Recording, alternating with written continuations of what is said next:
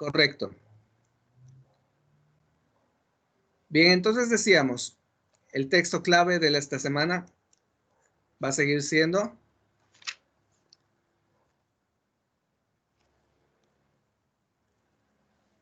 el versículo que encontramos en Marcos 10:45.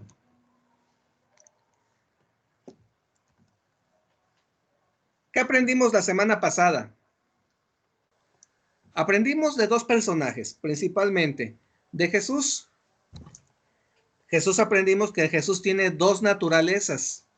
¿Se acuerdan ustedes? Que es la naturaleza divina, o sea que Jesús es Dios, y la naturaleza humana, que Jesús es hombre. Segundo, aprendimos que Jesús nunca usó su poder para lucir o servirse a él mismo. Siendo el Hijo de Dios, dice la Escritura que él vino a servir. De Juan, ¿qué aprendimos? Que Juan predicaba del arrepentimiento. Anunciaba la llegada de alguien más poderoso que él. Es decir, él estaba preparando el camino para la llegada del Señor Jesús. Reconoció su necesidad de ser bautizado por Jesús. Y por último, aprendimos de Juan que le gustaban las langostas y la miel. A lo mejor no tenía otra opción, no lo sabemos, pero eso era lo que él le gustaba o lo que él comía para sostener su cuerpo. Marcos 1:14. Ahí es donde empieza nuestra segunda lección. ¿Por qué justamente aquí?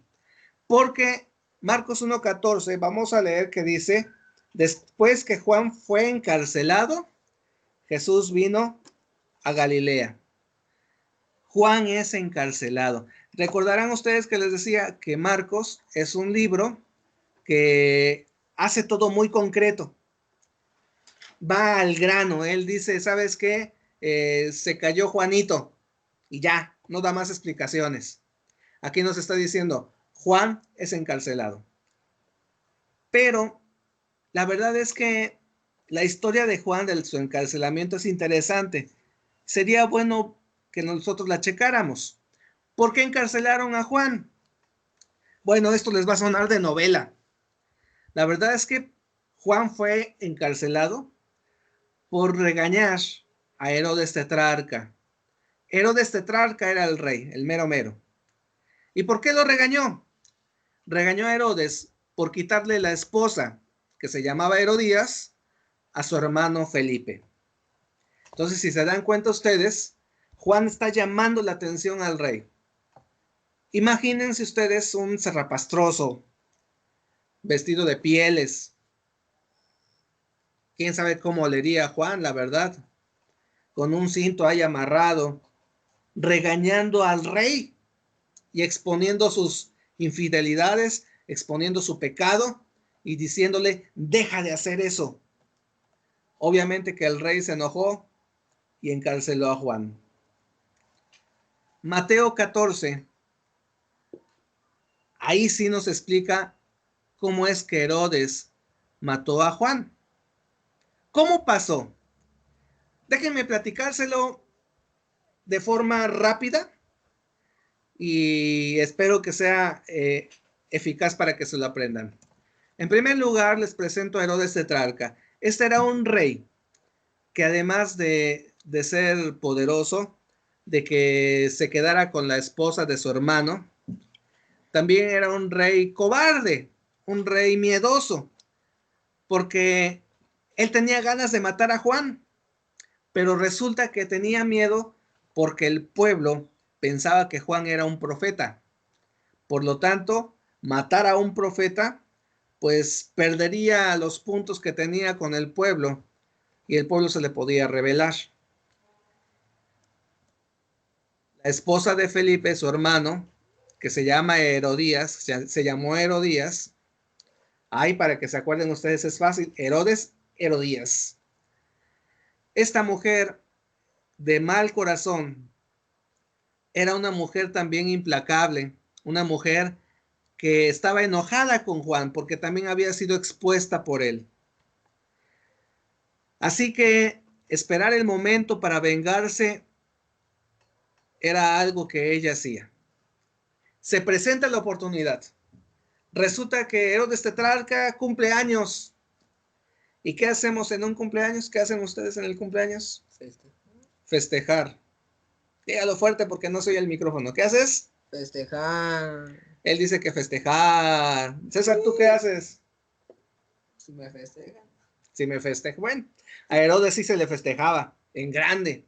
Invitaba a todos sus amigos, hacían un gran banquete. Y a esta mujer se le ocurre una grandiosa idea.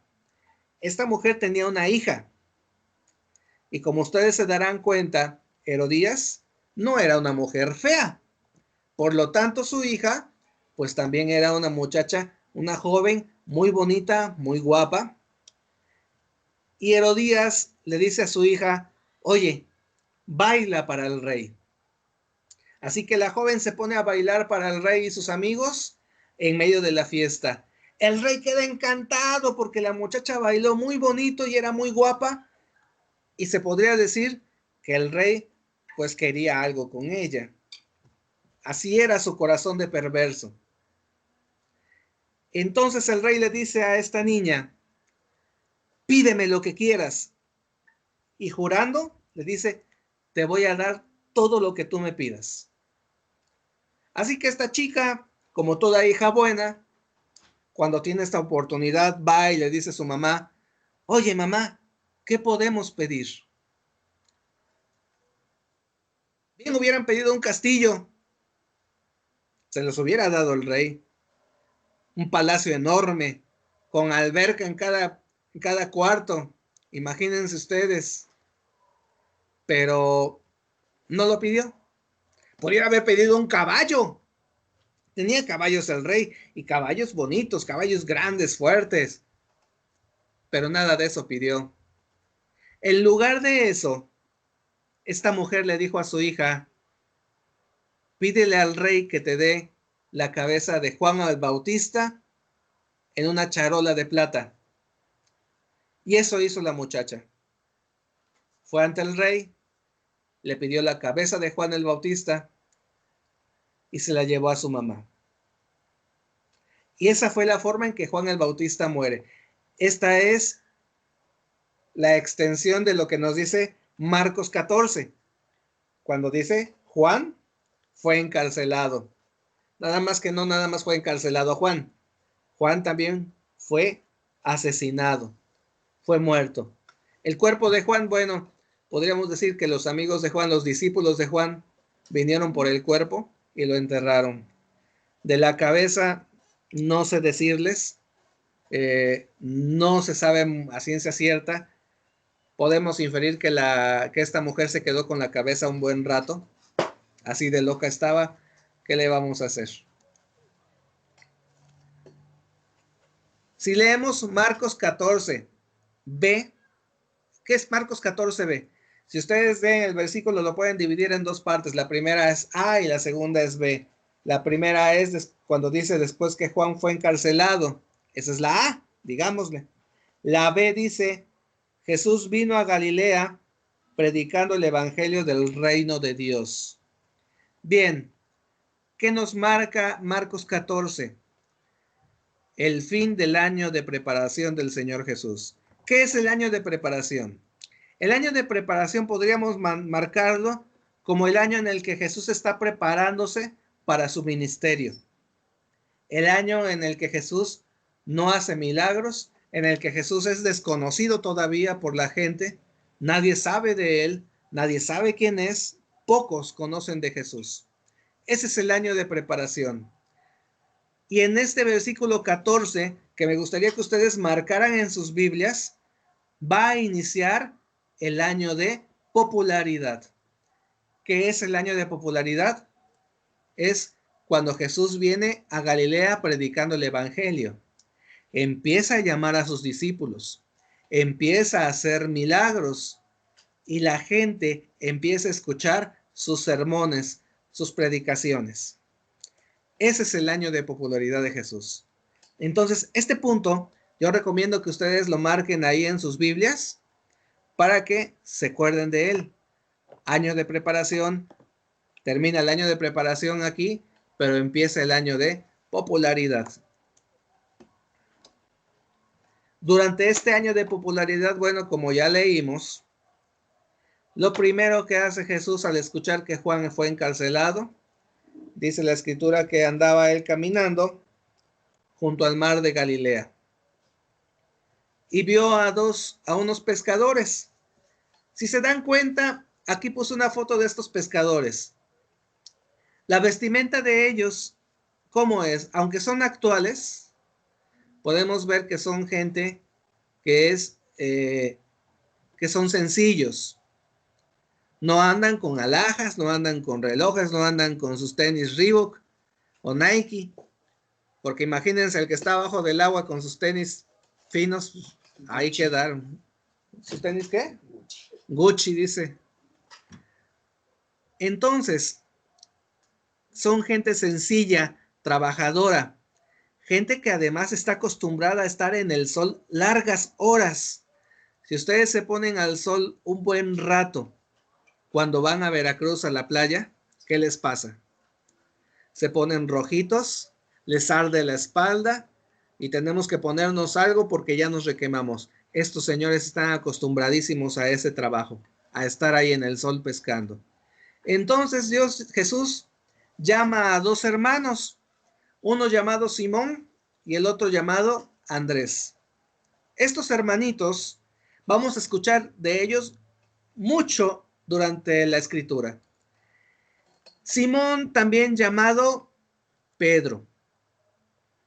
Pedro lo vamos a encontrar en Hechos, como el apóstol Pedro, aquel que predicaba, aquel que sanaba.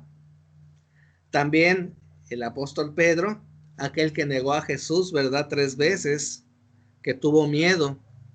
Pero también vamos a ver al Pedro que escribe las cartas que encontramos en el Nuevo Testamento. Ese mismo Pedro es este que Jesús está llamando. Ese Pedro que después hablaba ante las multitudes es este sencillo pescador.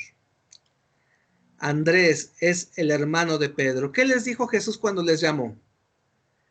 Y les dijo, venid en pos de mí y haré que seáis pescadores de hombres. Eso es lo que Jesús le dice a estos dos.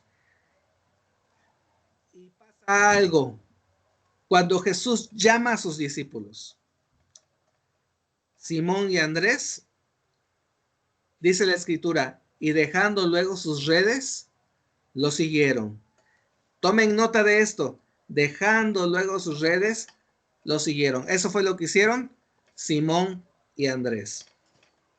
Sigue Jesús caminando por la misma bahía y se encuentra otros dos discípulos, otros dos pescadores más bien, a los cuales Jesús dice, van a ser mis discípulos. Y estos dos son Jacobo y su hermano Juan. Ojo, este Juan no lo debemos de confundir con Juan el Bautista. Acuérdense, Juan el Bautista ya se murió, lo decapitaron, le quitaron la cabeza. Este es otro Juan. Este y su hermano Jacobo son hijos de un hombre llamado Zebedeo. Podemos decir que este hombre Zebedeo tenía dinero, tenía posesiones, tenía mucha gente trabajando a su cargo. Así que Jacobo y Juan son pescadores también, pero ellos tienen gente que trabaja para ellos. Cuando Jesús llama a estos, a Jacobo y Juan, dice que dejando a su padre Zebedeo con los jornaleros, le siguieron. Fíjense, la diferencia entre Simón y Andrés y Jacobo y Juan, aunque los dos son hermanos y los dos son pescadores, Simón y Andrés eran los trabajadores ahí y Jacobo y Juan, podríamos decir, eran los hijos del patrón. Obviamente que al ser el hijo del dueño, pues tienes mejor chance de descansar, de trabajar un poquito menos. A lo mejor Jacobo y Juan, cuando estaba ya el sol muy fuerte, decían, pues vamos a tomar agüita en lo que ellos siguen trabajando y ahorita regresamos cuando ya baje el sol. Pero Simón y Andrés no podían hacerlo, ellos tenían que seguir su jornada y terminarla. Bien, cuando Jesús llama a sus discípulos, cuando Jesús nos llama a nosotros, sucede algo también en nuestra vida, muchachos. Dejamos atrás. En el caso de los discípulos, ellos primero, Simón y Andrés, dejaron sus redes y le siguieron. Jacobo y Juan, dice la Biblia que dejando a su padre Zebedeo con los jornaleros, le siguieron. ¿Qué quiere decir? ¿Que tú debes dejar a tus padres también y seguir a Jesús? Jacobo y Juan dejan a su papá, en primer lugar, porque ya eran adultos. Segundo, dejan a su padre Zebedeo con los jornaleros. ¿Qué quiere decir? Que Zebedeo no se quedó solo ni desamparado. Zebedeo se quedó con gente que lo seguía ayudando en el trabajo. Dejan atrás. ¿Qué podemos dejar nosotros atrás cuando Jesús nos llama? Dejamos atrás el pecado. Cuando Jesús nos llama y de verdad tenemos ese llamado en nuestra vida, el pecado nos molesta y lo dejamos atrás. La amargura, el odio, la venganza, el orgullo, son cosas que ya nos seguimos cargando. Seguimos a Jesús, muchachos, y empezamos nosotros una nueva vida. Seguimos a Jesús sirviendo. Seguimos a Jesús amando a la gente. Seguimos a Jesús, buscamos estar en comunión con Él y con su iglesia. Y queremos agradar a Dios con nuestras vidas. La actitud que tengamos, las actividades, la plática que tengamos con otras personas, siempre va a ser cuidando de agradar a Dios con nuestra vida.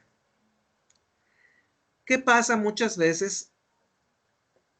Jesús nos llama, pero muchas veces nosotros no queremos dejar atrás las cosas que nos estorban para tener buena comunión con Dios. Algunas veces pensamos que podemos seguir cargando el mismo carácter, que podemos seguir cargando las mismas costumbres, pero cuando nosotros seguimos a Jesús, dejamos atrás todo eso. Imagínense ustedes si en algún momento dado Pedro, Simón, perdón, bueno, sí, Pedro, ¿verdad? Hubiera dicho, ¿sabes qué, Jesús? Sí, te voy a seguir, pero espérame tantito, voy a guardar una red para llevarla con nosotros, porque sí, ¿qué tal si necesitamos pescar para comer, no? O que Juan hubiera dicho, oye, Jesús, espérate, ¿qué te parece si llevamos con nosotros a uno de los sirvientes? Así él te podría servir y nos podría hacer el desayuno, nos podría hacer la comida y andaríamos mejor. ¿Qué hubiera pasado si eso hubiera pasado? Sencillo, hubiera estorbado. Ninguno de estos discípulos hubiera crecido. No hubieran aprendido del amor de Dios. Porque el texto que nosotros aprendimos dice que Jesús no vino a este mundo porque el Hijo del Hombre, ¿cómo dice el texto? Pero ya se me olvidó, muchachos. A ver, ustedes ayúdenme. ¿Cómo dice? Porque el Hijo del Hombre no vino para ser servido, sino para servir y dar su vida por muchos. Marcos 10:45. Esa lección la debemos aprender también nosotros. Debemos dejar atrás todo aquello que nos estorba para poder servir. Tú no puedes servir si estás amargado. Tú no puedes servir si estás enojado. ¿Por qué? Porque todo lo vas a hacer de mal humor. todo lo vas a hacer de malas. Ya lo hice, pues ya ahí está. Y esa forma no va a agradar a Dios. Te va a estorbar. Por eso tienes que dejar todo eso. Todo eso que te estorba, tú tienes que hacerlo a un lado. Dios quiere que tú sigas a Dios, que tú le sirvas como lo hizo Jesús. Dice, el Hijo del Hombre no vino para ser servido, sino para servir y dar su vida por muchos. Ese es el ejemplo que nosotros debemos de seguir de nuestro Dios. Servir a los demás para darle gloria y honra a nuestro Dios. Y también, ¿por qué no? Dar nuestra vida compartiendo el Evangelio, compartiendo del amor de Dios a todos aquellos que lo necesitan. Este texto lo vamos a seguir aprendiendo, vamos a seguir aplicándolo en nuestras vidas, por favor. Esta semana toma este texto, apúntalo en un papelito, ponlo donde tú creas que lo vas a ver, en la mesa, ahí donde está tu lugar para sentarte a desayunar, ahí ponlo, para que te acuerdes de leerlo y repasarle, que diga, porque el Hijo del Hombre no vino para ser servido, sino para servir y dar su vida por muchos. Y entonces te acuerdes, el día de hoy, ¿cómo voy a servir? ¿Cómo voy a servir a mi familia? Ahorita que estamos en familia nada más, bueno, hay que pensar cómo vamos a servir. ¿Qué vamos a dejar atrás? Pidámosle al Señor Jesús fuerza para dejar atrás esas redes que te estorban, todo aquello que puedas arrastrar que no sea agradable delante de Dios. Tú sabes qué cosas son las que no le agradan a Dios de tu vida. Todos estamos conscientes de cuando nos portamos mal. Por lo tanto, todos debemos hacer una oración personal y decir, Señor, perdóname y te ruego que tú me ayudes para ser útil para ti y para ser de bendición a los que me rodean. Que Dios les bendiga, muchachos. Espero que esta lección haya sido clara para ustedes, para sus vidas, y que sea de bendición en sus corazones, y que puedan de verdad, hermanos, servir a nuestro Dios con alegría en sus corazones. Vamos a terminar con esta lección. Les voy a invitar a que oremos juntos. Les invito a cerrar sus ojos. Bendito Dios, queremos rogarte que tú nos ayudes, que tú, Señor, tengas misericordia de cada uno de nosotros y que nos permitas dejar atrás, Señor, todo aquello que a ti estorba.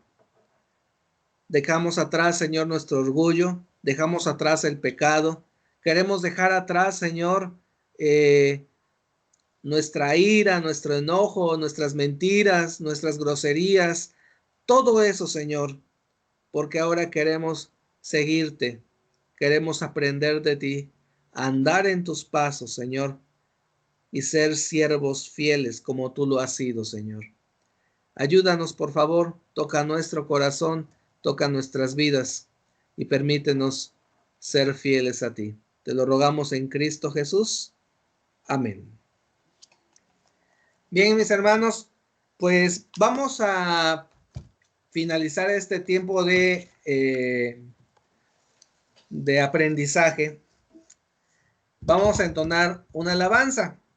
Ahorita estaba yo pensando en la alabanza que se llama Quiero alabarte. Bueno, es un himno, pero no me acuerdo qué himno es, pero sí me acuerdo de la letra. Entonces, vamos a entonar este himno, hermanos. Quiero alabarte.